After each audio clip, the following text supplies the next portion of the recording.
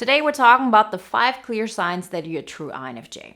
There are so many articles online, so many videos, and very often they start with things like you want to help people, you can understand people. Well, the thing is this, it's not very concrete, and so many INFJs still wonder, am I really an INFJ or not? The thing is this, when it really comes to being an INFJ, there's some signs, there's some, things that you go through. There are some things that if you hear them, you understand them. Nobody of my friends who are an INFJ understand my videos. My husband listens to this and says, yeah, what's going on here? I don't know what you're talking about. And INFJs continue to write under my comment section, this is exactly who I am. You understand me completely. Like there is something that you will only get if you're an INFJ. And today we're talking about it. Despite the fact of if you understand my videos, you're probably an INFJ, we're talking about the 5 clear signs that you are an INFJ. If you're still wondering, today we're going to break it down. Before we get started, one last reminder that we have a Black Friday sale on the INFJ Epic Life audio guide. You will get $50 off the full price, and the sale is going on only until tomorrow, November 27. Everything you need to know you can find in a link in the description. Sign number 1, you're a true INFJ, is you understand people's hidden agendas, their insecurities, and their motives. And this is different than understanding their emotional states. This is different than understanding their heart. There are so many types that have like this connection with other people and they feel like, oh, I understand him on some level. Yeah, we all have some kind of ability to understand him from a different perspective. But what we are really good at as INFJs to understand what is really going on within them when it comes to motives, when it comes to insecurities and agendas. So there is something that we understand because of our pattern recognition. It has everything to do with our cognitive functions. So we understand, what's going on through our intuition, and then packed with the fact that we're so great at understanding external feelings and we're so great at making a whole system of that, we're able to actually transfer this knowledge that we have to new people that we meet. So in 95% of the cases, we understand, oh, that person acts in this manner, A, B, C, D. So therefore, they have this insecurity going on. We're not thinking about this consciously, right? This is going on in such detail, on such a deep level, that it seems like everybody should be aware of that. We're so often not even aware of this incredible strength. If you are not able to see that in people and you rather say, oh, I have a connection to their heart and, we're having like this deep understanding emotionally and of emotional states and they're able to get into my world, you might be an INFP or an ENFJ, but the thing that really makes INFJs stand out in that moment, the thing that INFJs are really good at is understanding agenda, understanding insecurities, and understanding who they really are, but are trying to hide, right? We're able to look a level deeper on this internal logic that is going on within people. Sign number 2, you're able to absorb other people's emotional states. And, the way I phrase this is incredibly important. We're able to put ourselves into their world. So there are a lot of people who feel like we have, a deep emotional connection. I feel their pain. I feel what they're going through. I identify with them, right? There's so many ways of phrasing this, and this isn't only INFJ specific. One thing that INFJs do really well is to put ourselves into their world. We pretty much can become the supporting role of their movie. We understand what things make them happy. We understand what things make them sad. We actually become this supporting role, this helper in their world. We absorb their emotional state. The way we do that is we hollow ourselves out.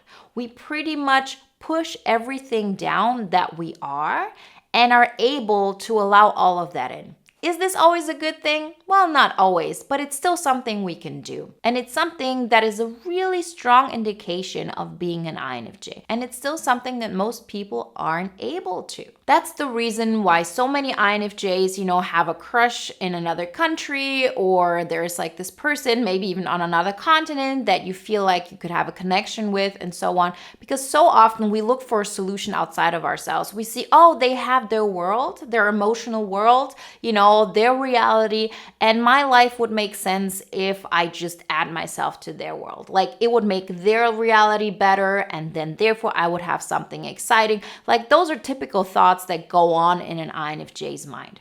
Hopefully by now you've learned that we shouldn't lean into this, right? We're able to do this, but we have to do it with intention. Right? We have to build up our own life. We have to build up our reality and to understand that first and foremost, we are our main character in our movie. We start building a life and then we see if we can combine two worlds, but we're not giving up our own world in order to be somewhere. Because in the end of the day, this is imagination. At the end of the day, your life won't feel like you think it's going to feel like once you connect this. And the reality is this will never give you the satisfaction that you're looking for. But it's also true that we can do this. And in so many situations, it's such a skill. It's such a help for other people, for yourself. It's an ability to, understand others on a level that nobody else can.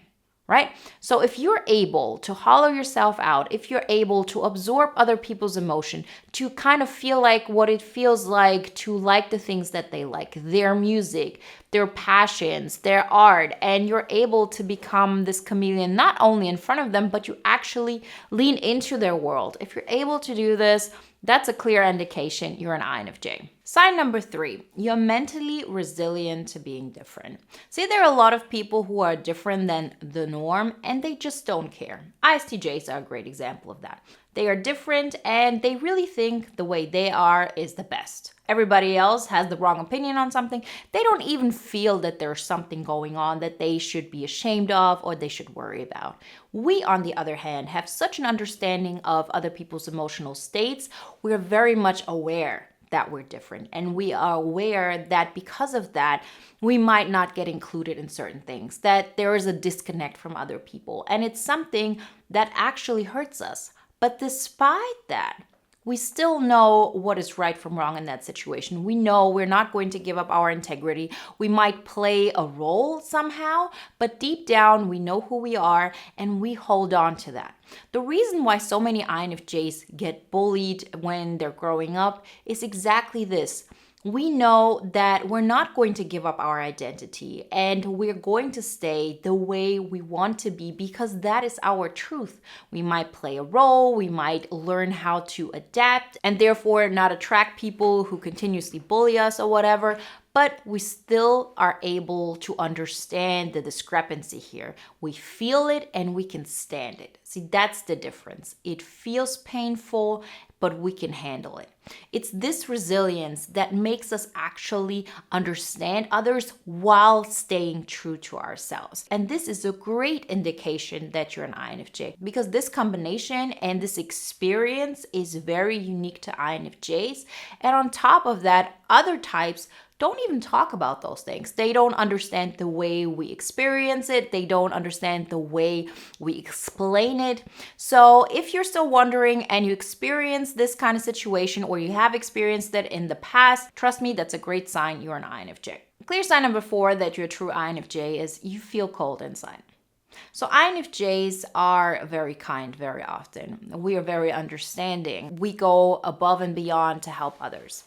But we're not the only ones who do this, right? There are other types who are also very kind, also very giving. The thing that makes it an INFJ quality is the fact that we very often do this because we overcompensate. We go out of our way. We feel like we have to be nicer, kinder, more generous than other people in order to just be on an eye level. Why do we feel that? Well, because so often we feel cold inside. We feel like if it was just up to me and I would always get the appreciation that I want without doing anything about it, without having to help people, like you're not even thinking about those things. Like if you were just yourself and if you would do the things that you always wanted to do, that may be the easiest for you, that may be, the thing that is really deep down going on, it would be a cold choice. It would be all about making rational decisions without having an emotional involvement. Like you so often look at people and feel they're going through so much right now. I need to help them. I need to be there for them. And I know that if I was in that situation, I wouldn't feel this way. Like I wouldn't hurt as much as they would. I would be okay. I would be way less affected by this. And that's why we feel so cold. That's why we feel like we have to overcompensate. That's why we feel we have to be more generous than anybody else. But the truth is, this cold aspect of yours is just part of your strength.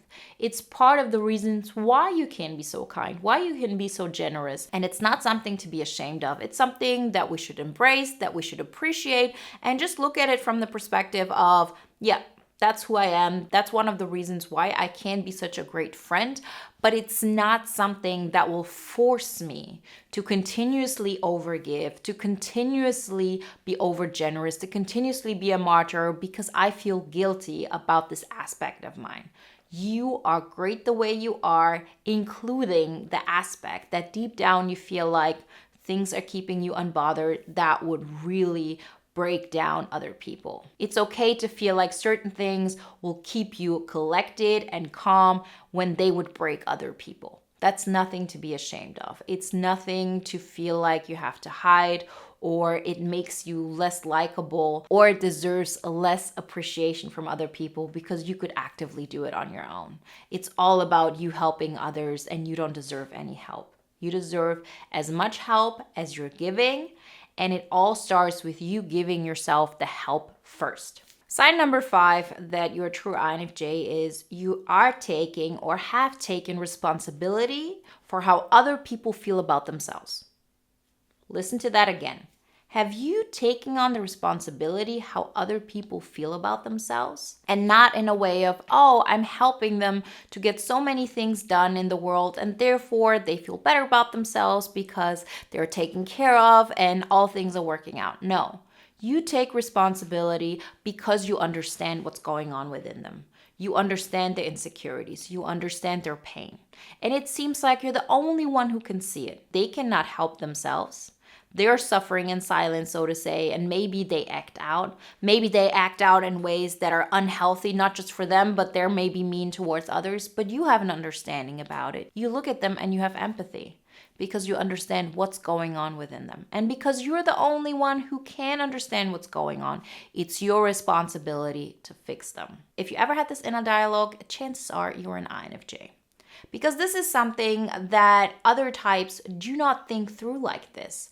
They might experience it in some regard, but the way we just talked about it, as in you logically understand their insecurities, you logically feel like you have the solution to their pain. And therefore, it's your obligation to help them because otherwise it's like you're seeing this unjust thing happening in front of your eyes and you're not doing anything. It's like you could avoid a crime and you're not doing that. That's how it feels like for INFJs. So if you've experienced this, chances are you are an INFJ. Again, is this something that we should embrace? If you ask me, no. Is this something we can switch off like this? Again, no. So how do you deal with this? Well, first off, understand this is an INFJ experience. And then understand that this is how we have been conditioned from early childhood on because we understand what's going on in people. And we needed to have that connection in order not to feel abandoned. You know, we made those choices of I have to fix them. I have to make them feel better. And when I do that, and because I do that, I will get love. So nowadays, if you see this going on and you don't take action, it's the equivalent of I'm not lovable. And so therefore we keep making those choices. And the more often you make those choices, the more evident those things become to you. You know how you walk into a room and you feel that energy. Even if people are really far away, but you've had that connection, it feels like it's right in front of your mind. You cannot just shake it off. This is because we continuously think about it, because we continuously focus on this. And the way to change that dynamic is for you to start focusing on yourself. Because focusing on that person, it gives us a reward, right? We're doing something good. We feel more valuable. We're continuously chasing this thing that we actually started in childhood of, let me prove to myself that I'm worthy. If I'm helping them, they will tell me and they will show me how much they appreciate me. And finally, I will feel appreciated. This dynamic isn't healthy. it's not really working in your favor because people in most cases won't appreciate you for doing this because they're so afraid of the fact that you can see through them that they actually start lashing out on you. So the way to get out of this predicament is for you to continue to work on yourself. Because if you tell yourself, don't think about the pink elephant, what do you think about the pink elephant? The pink elephant in this example is this dynamic over here. The pink elephant is that person suffering and continuously, self-sabotaging. When in the end, they don't want your help, they haven't asked for your help, and they actually push you away. The way out of that is to actually think about the yellow rabbit. Not to say I'm not thinking about the pink elephant. And the yellow rabbit is I'm continuously building my life up. I start teaching myself how to focus on my life and how to get joy out of that. You don't feel anything when you work on yourself. You don't feel anything when you start building something for yourself. You don't feel anything because you haven't taught yourself to feel something about it. You have to condition yourself. And once you start this process, this yellow rabbit becomes more and more interesting, better and better. It's something that you continuously want to do because it just brings you joy. And before you know it, you building yourself up starts feeling better and healthier than all of those dynamic you used to have with that person who never wanted your help, but you felt responsible for saving them. Remember, if you want some more guidelines how to get that process started in building your INFJ Epic Life, then check out the INFJ Epic Life audio guide. Now is the perfect time because we have a Black Friday sale that is going on until Monday, November 27th. Everything you need to know you can find in a link in the description. And if you want to watch another video now that is in line with today's topic, then watch the video on the 5 biggest secrets of the INFJ.